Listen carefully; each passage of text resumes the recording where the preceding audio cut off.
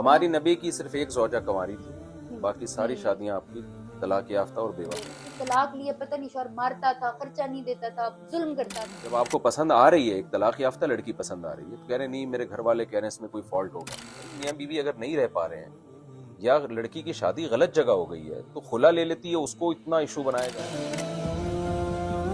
صلی اللہ علیہ وسلم کی بہت ساری زوجات طلاق یافتہ تھی۔ ہمارے یہاں جو طلاق یافتہ کا ایک کانسیپٹ ہے کہ پتہ نہیں کوئی مظلوم ہوگی، کوئی بھائی بہت اچھی اچھی خواتین طلاق ہوئی تو اب صرف طلاق کا دھبا لگنے کی وجہ سے ان کی شادی نہیں ہو رہی۔ And why is that یہ called بالکل دھبا؟ غلط ہے نا، This is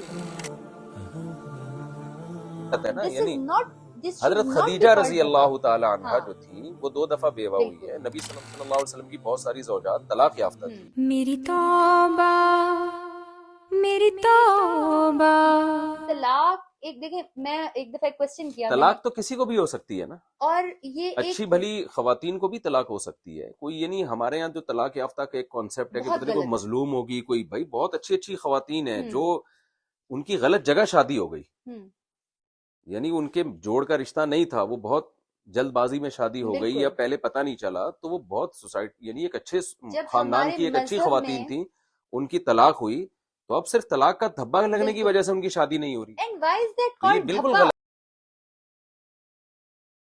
غلط ہے نا، This یعنی is not this should حضرت not be خدیجہ called رضی اللہ دھبا۔ تعالی عنہا جو تھیں وہ 2 دفعہ بیوہ ہوئی ہے۔ نبی صلی اللہ علیہ وسلم کی بہت ساری زوجات طلاق یافتہ تھیں، تو وہ تو ہمارے لیے ہماری مائیں ہیں، ہمارے لیے فخر کی مجھے چیز جب ہے۔ کوئی کہتے ہیں نا طلاق کا دھبا، میں کہتی ہوں why یہ do you دھبے call کا it لفظ دھبا؟ یہ اجمیوں کا ہے، یہ ہمارا ہے، یہ عرب غلط میں نہیں ہے، یہ کوئی حرام کام نہیں ہے، عرب کوئی میں اللہ نہیں نے ہے یہ۔ منع نہیں کیا ہوا، اجازت ہے۔ صرف اس امساکم، ابھی میں مسقط میں تھا نا تو وہاں میں نے بڑا زبردست ایک نکاح کی تقریب دیکھی، اس میں قاضی صاحب نکاح پڑھوا رہے تھے کہ میں آپ کا نکاح اس خاتون سے کرتا ہوں امساکم بمعروف او تسریح باحسان کی شرط پر، یعنی آپ نے محبت کے ساتھ رکھنا ہے، اور اگر آپ دونوں محبت کے ساتھ نہ رہ سکیں تو آپ نے عمدگی کے ساتھ علیحدگی اختیار کرنی ہے۔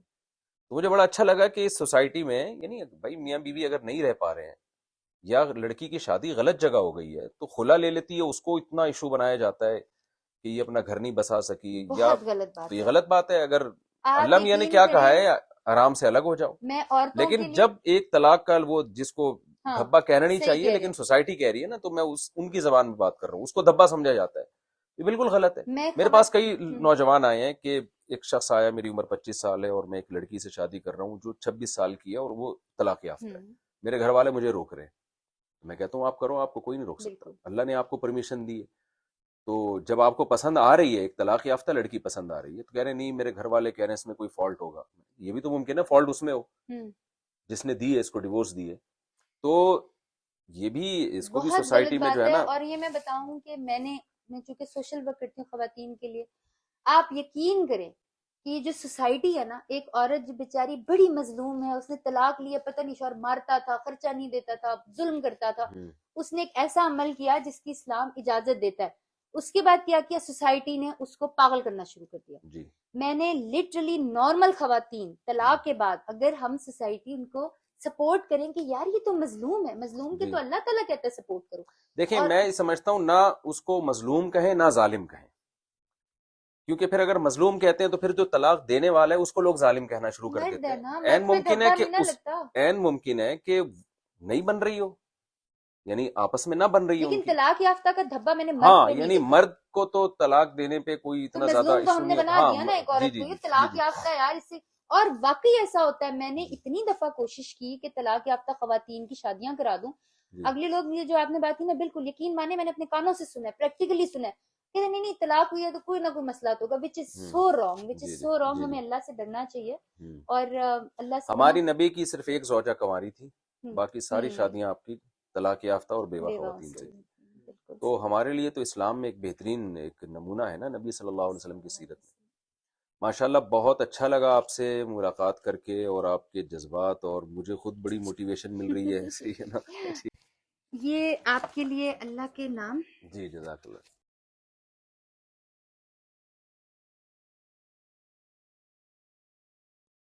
بڑی منوس ہو گئی آپ کو، ماشاءاللہ محبت کرتی ہیں۔ اچھا یہ بلّہ ہے بھائی، شوق تو نہیں ہے لیکن یہ اس کہ کے یہ بچے بڑی میں پیاری آپ کو بلی دکھاؤں ہے۔ اتنے پیارے ہیں ماشاءاللہ۔ اچھا مفتی ضرور علی صاحب رحمۃ اللہ علیہ کے جیسے بلیاں ہوتی ہیں۔ ہاں واہ بھائی واہ، یہ تو میری چھوٹی بچی ہے، اس جیسی ہے بالکل۔ اب آپ کراچی میں نہ رہتے، میں آپ کو اس کا ایک بچہ دیتی، بہت پیارے بچے ہیں۔ اچھا ماشاء اللہ۔ वाह वाह वाह। तो आपका बहुत शुक्रिया, जज़ाकल्लाह। वाकई आपसे मिलके बहुत अच्छा लगा। अल्लाह और जज़ाकल्लाह। सबसे जो बड़ी दुआ है ना, देखें कहते हैं ना कि अच्छा आप मुझे ये बताएं, आपने फर्स्ट टाइम मुझे कब सुना और उसके बाद क्या यानी आपको कोई फायदा हुआ मेरे बयान सुन के? अच्छा मैं आपको मजे की बात बताऊं, मैंने मौलाना तारिक जमील साहब का कभी बयान रिकॉर्ड नहीं सुना ये भी था। कर लिए, ये भी कर लें। जी जी खोल देता हूँ इसको, बंद तो नहीं होगा? नहीं वो वैसे ही हो गया।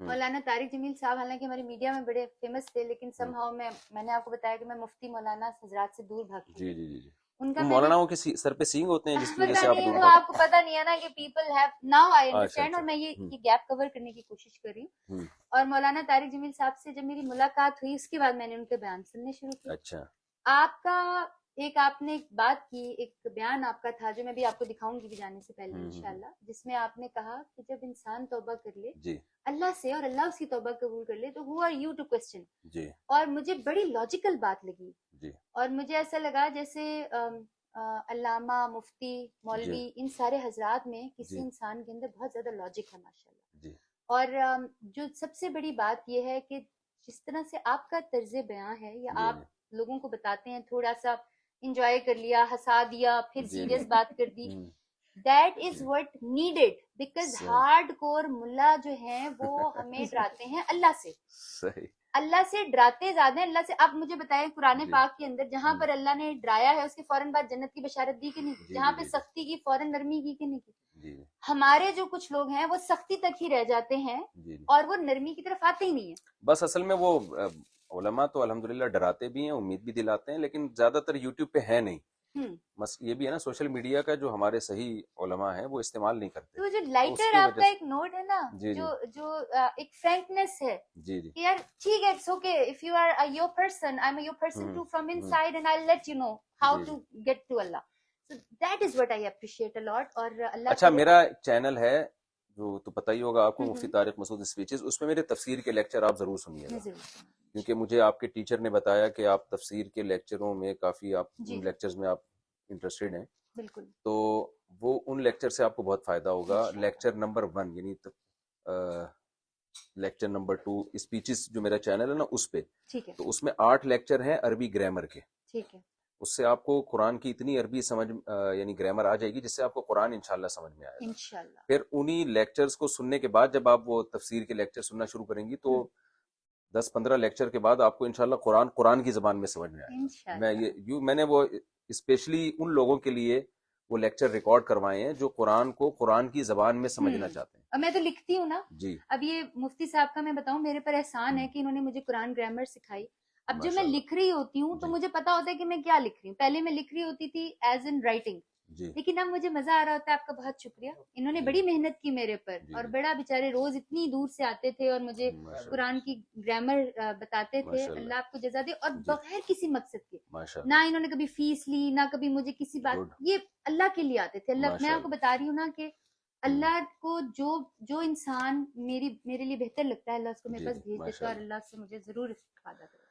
बहुत अच्छा लगा जी, मुझे मेरी फ्लाइट है, थोड़ा पहुंचना है मुझे इंशाल्लाह जी इंशाल्लाह। जज़ाक अल्लाह हाफिज, अल्लाह हाफिज।